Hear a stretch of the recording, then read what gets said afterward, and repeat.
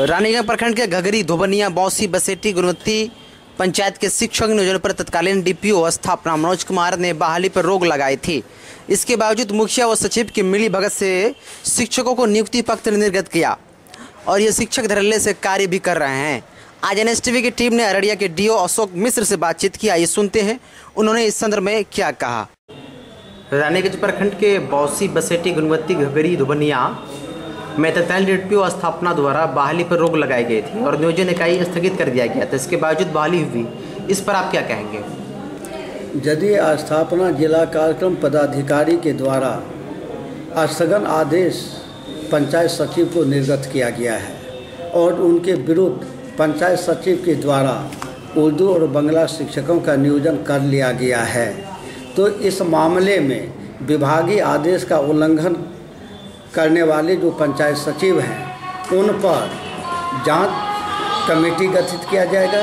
प्रखंड स्तरीय जांच कमेटी बना करके पंचायत नियोजन इकाई की जांच कराई जाएगी एक आदेश की अवहेलना करने के आरोप में और उन शिक्षकों का नियोजन करने के संबंध में। और यदि विभागीय कार्रवाई के अनुसार जांच प्रतिवेदन के आधार पर यदि पंचायत सचिव के द्वारा आदेश की अवहेलना के विपरीत कार्य करने की लालसा उनकी प्राप्त होता है या उनके द्वारा ऐसा कार्य संज्ञान में आता है, तो तब उनके जो नियंत्रित पदाधिकारी होते हैं उनको हम अनुशंसा पत्र के माध्यम से हम उस पर हम कार्रवाई के लिए हम लिखेंगे। आपका नाम? अशोक कुमार मिश्रा। शिक्षक नियोजन इकाई के मामले पर उर्दू बांग्ला टीटी संघ के जिला अध्यक्ष मेराज खान ने क्या कहा, आइए सुनते हैं उनकी जुबानी। आज आप लोगों ने बैठक जो आयोजित किया है, इस संदर्भ में आप क्या करना चाहेंगे? देखिए, आज हम लोगों ने बैठक किया था। ये उर्दू टीईटी पास जो हमारे बहुत सारे विद्यार्थी हैं, इसमें बिहार सरकार ने 2013 में एग्ज़ाम लिया था। 27,000 सीट के अकॉर्डिंग एग्ज़ाम लिया गया था, इसमें 16,882 विद्यार्थी पास हुए। तो इनकी बहाली में 2 बार कैंप के द्वारा बहाली की गई, लेकिन अभी भी तकरीबन 4,000 लोग बचे हुए हैं बहाली के लिए, जिनकी बहाली के लिए हम लोग लगातार मेहनत कर रहे हैं, जिसमें अधिकतर लोग जो है वो सीमांचल के बचे हुए हैं। जो हमारा एरिया अररिया, पूर्णिया, कटिहार, किशनगंज में अधिकतर लोग सीमांचल के बचे हुए हैं। और हमारे यहाँ सीट भी तकरीबन है। अररिया ज़िला में 300 विद्यार्थी बचे हुए हैं बहाली के लिए, 350 सीट है। लेकिन सीट की कोटियाँ जो है, उस कोटियाँ में कुछ दुश्वारियाँ हैं। जैसे महिलाओं की सीट है, लेकिन महिला अभ्यर्थी अभी उपलब्ध नहीं है।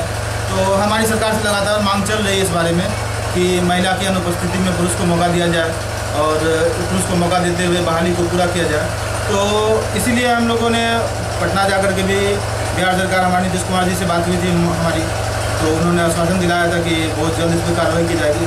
और निश्चय यात्रा के दौरान जो नीतीश कुमार जी अररिया आए थे, उस वक्त भी हम लोगों ने मिला था उनसे, तो उन्होंने कहा कि जी आपकी मांग बहुत उचित मांग है और इस पर कार्रवाई की जाएगी। महिला की अनुपस्थिति में पुरुष को मौका दिया जाएगा।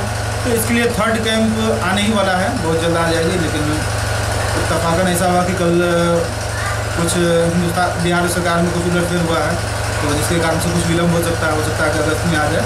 आगे आप लोगों की क्या रणनीति है, क्या करना है? तो अगस्त में सरकार ने हमें अगस्त का टाइम दिया कि अगस्त तक में आपकी शेड्यूल निकाल दी जाएगी।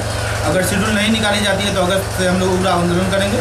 अगस्त क्रांति के नाम से हमारा आंदोलन होगा, जिसमें पहले तो हम धरना करेंगे। धरना से अगर सरकार मेरी बात मानती है तो ठीक है, नहीं तो फिर प्रदर्शन किया जाएगा, रोड जाम किया जाएगा।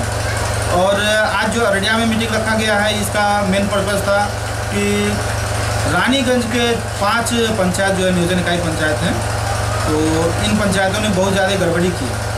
जो नवंबर महीने में कैंप लगा था, नवंबर 2016 में, तो इस कैंप में पंचायत का नाम मैं बता देता हूँ, बौसी बसेटी गुरुवती, ये सब 5 पंचायत हैं। इन लोगों ने नियोजन कैंप में उपस्थित नहीं हुए थे।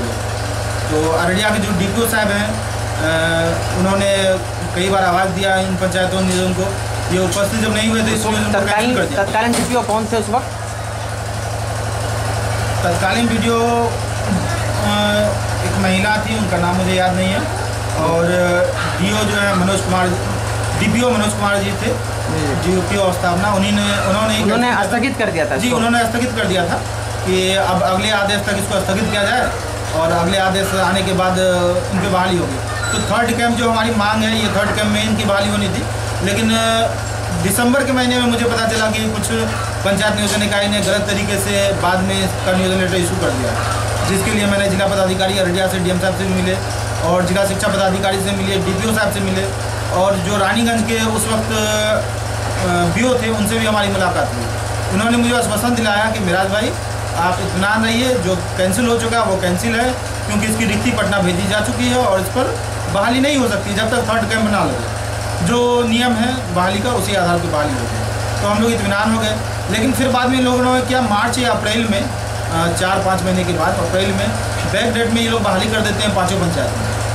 गलत तरीके से बैक डेट में बहाली करते हैं। ये सारी मिली भगत है, मुखिया की हो, चाहे पंचायत सेवक की हो, या DO की हो, DPO की हो, या फिर आप ये कह सकते हैं कि रानीगंज के BDO भी इसमें शामिल थे। सूत्रों से जानकारी मिली है कि आपको लोभ लालच दिया जा रहा था कि आप धरना प्रदर्शन ना करें, आपको ये मिल जाएगा। जब मैंने दिसंबर में इसके लिए आंदोलन किया कि इस पर रोक लगनी चाहिए, तो उस वक्त मुझे लालच दिया गया कि आप इसको छोड़ दीजिए और आप अपना कंप्लेन वापस ले लीजिए, या फिर कंप्लेन पे आप ध्यान नहीं दीजिए, तो इसमें 1 सीट मैं आपको भी दूंगा। लेकिन ये मेरी अंतरात्मा इस बात को गवारा नहीं कर रही थी कि मैं 1 सीट अपना बहाली के लिए ले लूँ और बाकी लोगों के साथ नाइंसाफ़ी हो। वो किस पंचायत के मुखिया हैं? वो मुझे बसेटी से ऑफर आया था मुझे कि बसेटी से आपको 1 सीट दिया जाएगा, बाकी गुणवंती बॉसी वगैरह जो ऑफर किया वगैरह इसको आप छोड़ दीजिए। ये मुखिया जी ने आरोप आपको ये लगाया था? रानीगंज बसेटी के जो मुखिया उन्होंने मुझे ऑफर दिया था, लेकिन मैंने उनके ऑफर को ठुकरा दिया। बाद में ये लोग बैक डेट में बहाली कर दिए, और जिसके लिए मैं पुनः अभी जो नए DO साहब आए उनसे मुलाकात हुई थी मेरी, तो उन्होंने बहुत अच्छे तरीके से बात किया, बोला कि देखिए इसकी कार्रवाई होगी और जांच किया जाएगा। अगर सही पाया गया आपका जांच की बात को, तो ये सारे नियोजन को रद्द किया जाएगा। तो मैंने उनसे कल कहा भी कि आपके विभाग द्वारा 4 महीने के बाद बैक डेट में बहाली होती है और आपके विभाग द्वारा उसको पेमेंट किया जाता है नवंबर-दिसंबर से, ये कहाँ का इंसाफ है? जब 4 महीने के बाद एक तो गलत तरीके से बहाली हुई, फिर आप बैक डेट में पेमेंट करवा रहे हैं। तो उन्होंने कहा कि इस बारे में मुझे कोई जानकारी नहीं, मैं अभी नया ही आया हूँ और इस पर मैं जांच करता हूँ बहुत जल्द आपको। तो उन्होंने 1 सप्ताह का वक्त लिया है हमसे। इंशाल्लाह 1 सप्ताह बाद हम लोग फिर जाकर मिलेंगे।